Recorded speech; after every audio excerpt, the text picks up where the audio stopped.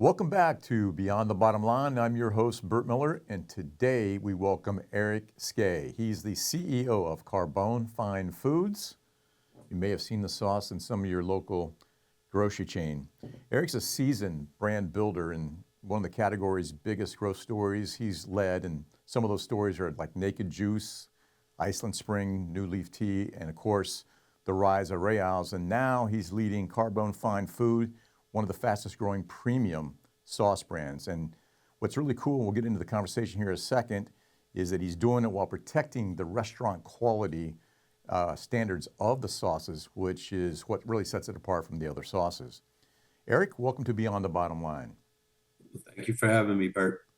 Absolutely. So Carbone Fine Foods, which is a sister company to what many of us know in the restaurants that we've had a chance to eat.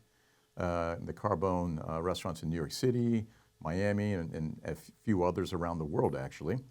Carbone Fine Foods is the sauce division selling CPG at the retail division and the channel. And it's projected already to be over $100 million this year, and which has already surpassed some of the legacy brands that are out there. So, Eric, when you think about building high growth brands, and you've done it in the past, what are some of your non-negotiables? You know, things a CEO must get right from the very first day.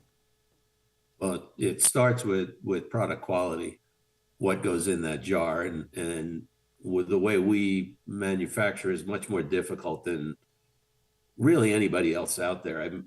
When I say restaurant quality, we've got to be driven there, and that was the number one non-negotiable. So, like when we produce, we open up number 10 cans like you do in the back of a restaurant. They've got 29 to 31 tomatoes in each can. So you can imagine we're opening a lot of those cans. And you know, I'm so vigilant about the taste and the profile matching what we expect it to be, and you know, have it mirror what the restaurant is. That for the first year, I tasted every single batch before it was allowed to be put in a jar. And we shipped out 187,500 cases that year. So it was an awful lot of batches. It was a lot of flights from Las Vegas to New Jersey with a drive out to central Pennsylvania where we originally had produced. And me just tasting every single batch before it was allowed to get in the jar. You tasted So a lot that's of, I'm sorry. that's the real non-negotiable. Right. You tasted a lot of sauce that year, without question. I taste a lot of sauce today. I still do I do sauce inspection every week. That's fantastic, and hey, it's appropriate and it's prudent. When you think about, you kind of, you know, you started this from the beginning, and when you start something from the beginning, you have to, as you go through the process, you're also building out a team. How have you gone about selecting and building your team to get the kind of performance that you've got so far? You know, I always start with the view of like start with someone you know and trust. So if you look at many of our team, they've worked with me either 2 or 3 times in the past in past brands. So I've got people who've worked with me at Rao's here. I've got people who worked with me at Rao's and Iceland Spring. I'd say about a third of the team has worked with me more than 2 times. Mm-hmm. And then it's really hiring for attitude and training for skill. I think if you're motivated and you want to learn in the food business, you can. So I look for motivated people that really want to learn the business. So I've got a good mix of kind of very tenured experience, and then people who come in and it's their first job, but they're motivated and want to learn. Yeah, I mean, look, diligence and curiosity, that's a lot of it, for sure. It's so funny you mentioned that, because like I always say, you know, one of the things when I evaluate people are they intellectually curious? Do they want to learn more about this business? And I want people who want to learn more. Mm-hmm. How do you uncover that? I mean, that's an interesting point you're making. And so when you're interviewing and spending time with a prospect to come and join your team, and I'm sure it's not an exact science, and we do the same thing here in our firm, but how do you go about trying to uncover whether they have that curiosity to continue to learn? You know, on an interview, it comes down to the questions they ask you, and does it go outside the scope of their work? Mm-hmm. So if I'm interviewing someone for accounting and they start asking me about why, like the question you just asked, like what's a non-negotiable, or like they start asking me about quality and about brand. That to me shows intellectual curiosity when you can get outside of the particular job that you're being interviewed for. Now, I understand it's an interview. You got to prove that you can do the job. But when you show you have interest beyond the job, it's always a green flag for me.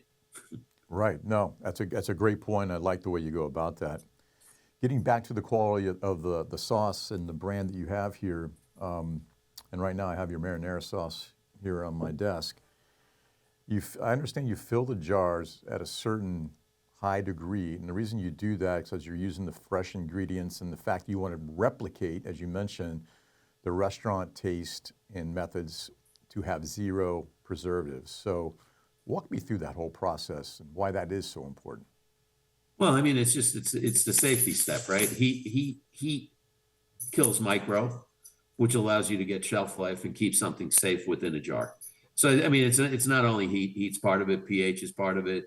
There's some science behind it. But it's just, obviously a cleaning, having a clean label to me is important, right? And I've always tended to work for brands that were clean label. So I wanted to keep this as clean label as I possibly could. And the only way to do that is by using fresh ingredients and getting the product to a hot enough temperature. So we fill at 190 degrees. It's a long process. So like if you get into our process, we chop onions on site, we mince garlic on site, we hand strip basil on site. We're opening up these number 10 cans. They go into a kettle, and that kettle is, I like kettles that are anywhere from 200 to 400 gallons. They're small. So you're really replicating the exact process you would do in your kitchen, but in a little bit of a bigger pot. Then it's cooked for an hour. So all those products meld. It gets filled at 190 degrees, and it goes through a cooling tunnel where it cools down after that. But that product's still cooking for a couple of days. So what I taste out of the batch will taste different the next day as everything kind of melts together. Fortunately, I've tasted so many times, I can taste today and I know what it's going to taste like tomorrow. But it is it's the same process that you would do in your restaurant. When you go to buy Carbone sauce on the shelf, and this is what sets you apart, the only ingredients you have in this jar is imported Italian tomatoes, tomato puree, sea salt, basil, onions, olive oil, sea salt, and then garlic and oregano. That's it. Yep. That's it. And so the list of ingredients is only about like this long versus, sometimes it takes up a half a jar or half a box. So that's really impressive. And where you'll look at some of my competitors and their first ingredient will say tomatoes, and they don't have the sea salt, puree, and basil in parentheses. And they're taking some license there because the reality is that's how tomatoes come packed. Mm-hmm. They're packed in puree. They're packed with a basil leaf put in for freshness. And they got the sea salt in it. But a lot of people are taking license and not adding that. We believe that in truth in labeling. So we want everything that's in there on that label. Yeah. No, it's impressive. I really do love the idea of the fact you've taken what's in the restaurant and put it in people's kitchens. That's fantastic.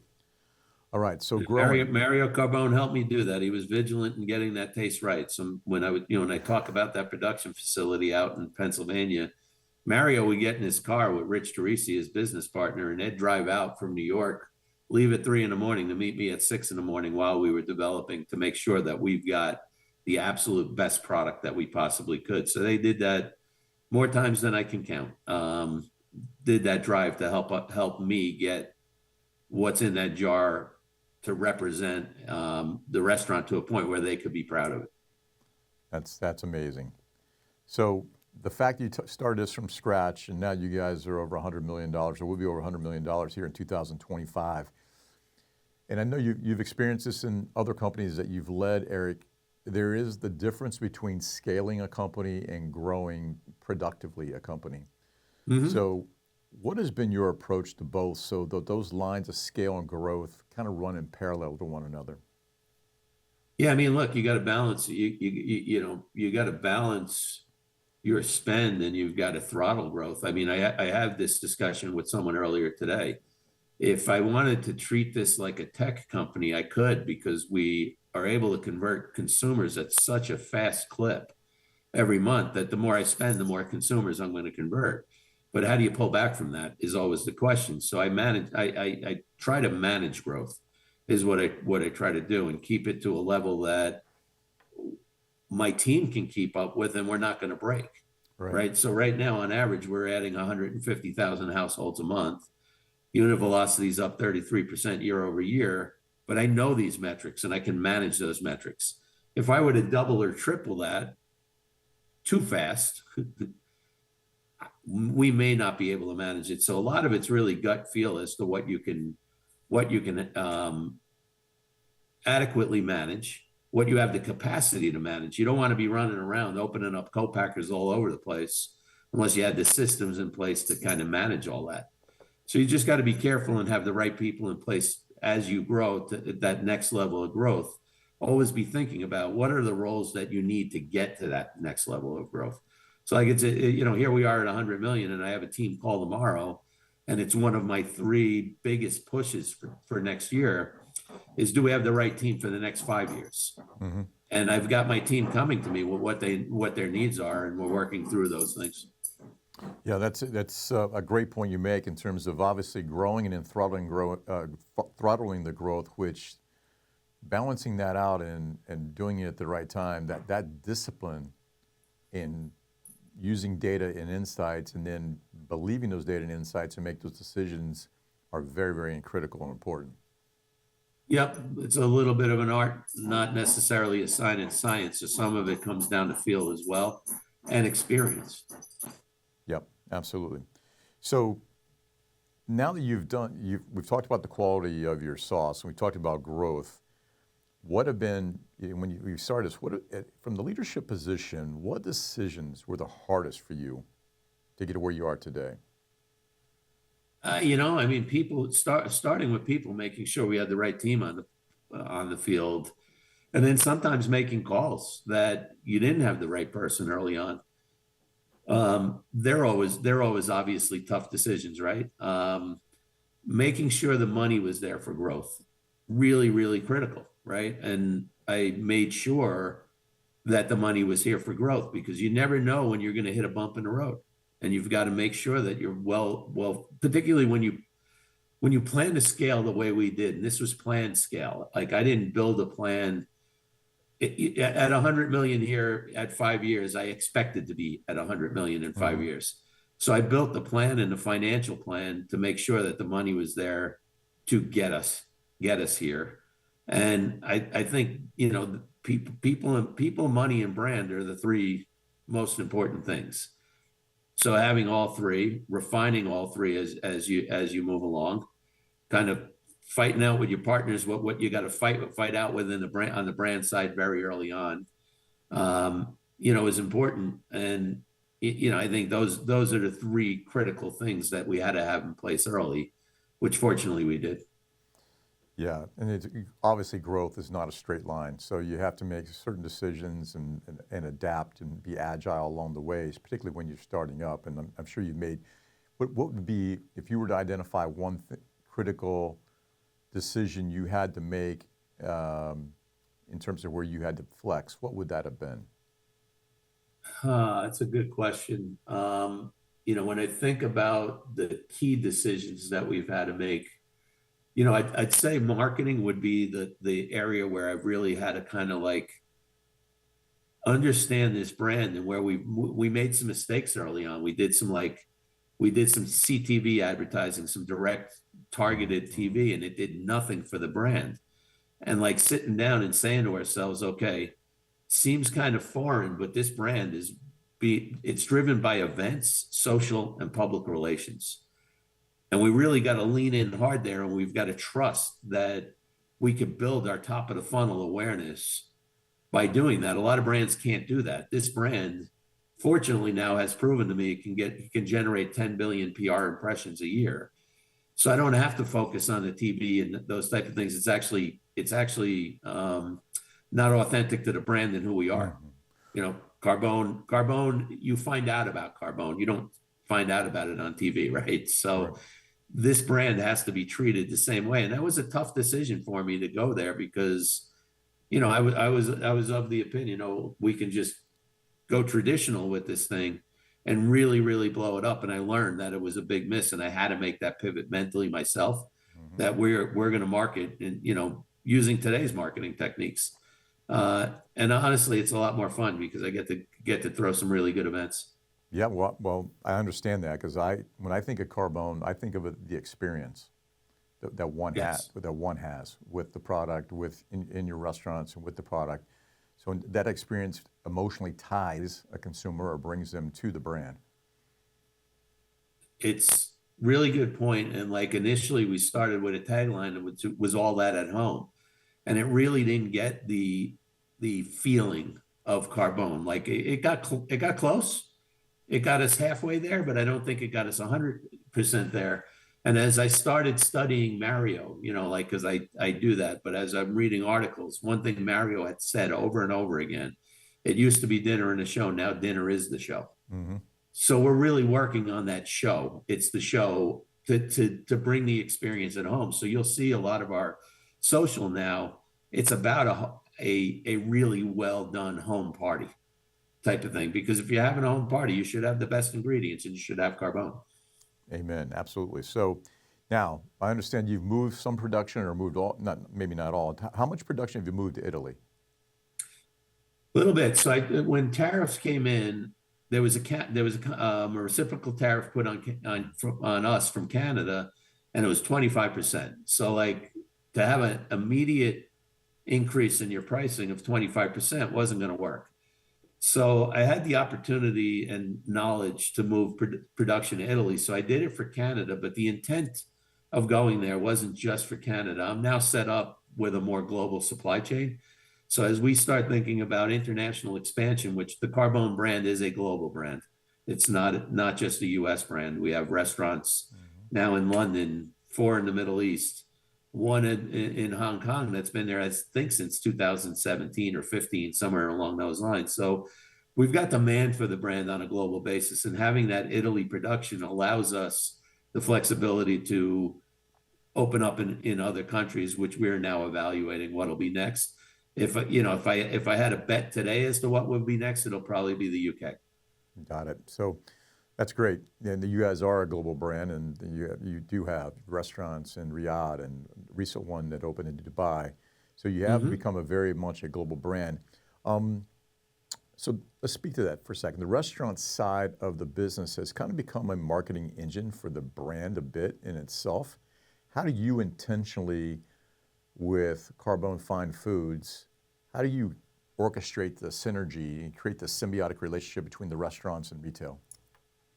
It's always a discussion. I mean, they're better at it, I think, than us, right? So they come to us with opportunities often.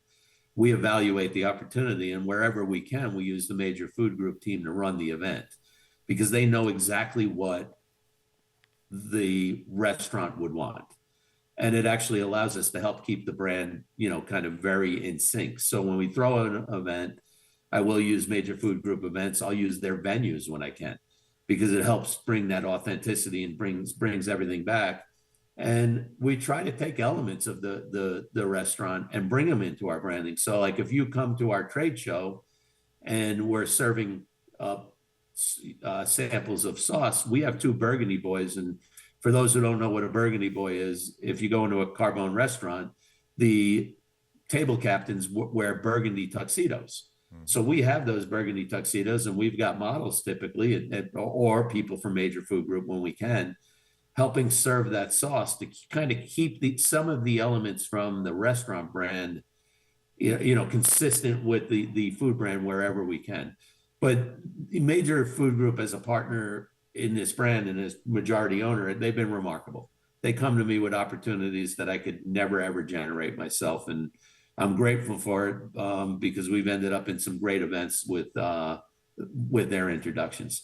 And then Mario comes and support those events. So like we did an event with Alex Cooper, who's, I believe, the #1 female podcaster out there. We did a South by Southwest event with her, and Mario came and he was handing out samples of spicy vodka himself, which is an amazing just asset. Having Mario as an asset to go to from a marketing standpoint, I couldn't have a better asset. His name's on the jar. Absolutely, yeah. You do have a great asset from a marketing perspective with Mario, without a question. Now, from an education perspective and culinary integrity, the vodka sauce requires that it's finished with cream to bring the authenticity of that taste into one's kitchen. So how do you go about educating the consumers that that's a step that they need to take to make sure that they get that consistent taste of the Carbone sauce? So it's on the jar to start with, and I'm actually increasing the button on the front that says I'm increasing the size a little and visibility on the button in the front that says just add cream, because we found when we launched, the consumer was getting it right away. But it was early on, right? It was 2 years ago. A lot of our consumers knew the Carbone restaurant, so they were reading the label, and we didn't have any issues, to a point where I remember when we launched, one of our employees went into Whole Foods Venice, and the spicy vodka was sold out. And she was smart enough to go back and look at the cream, and the cream was sold out in that store.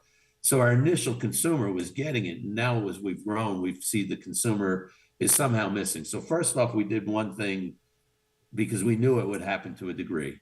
The sauce on its own tastes great. If you don't add cream and butter, you're not missing. You're getting a nice spicy sauce. Now it's spicier than it would be when you mute it with cream. But we do a lot of education on social. We've got video of Mario cooking it, and we educate as much as we can through social channels on here's how we do it. We've got influencers now doing spicy vodka and pushing it out there.